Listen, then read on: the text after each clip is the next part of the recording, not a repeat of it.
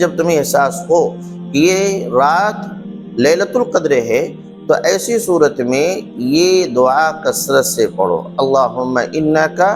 عفو کریم تحب العفو فاعف عنی۔ اس دعا کا ترجمہ مفہوم یہ ہے، اے اللہ انک عفو کریم، تو بہت زیادہ بخشنے والا اور تو بہت زیادہ کریم ہے، تحب العفو، تو معاف کرنے کو پسند کرتا ہے، فاعف عنی، لہذا مجھے بھی معاف فرما دے۔ یعنی بندہ اللہ رب العالمین سے بخشش کی دعا طلب کر رہا ہے، معافی مانگ رہا ہے،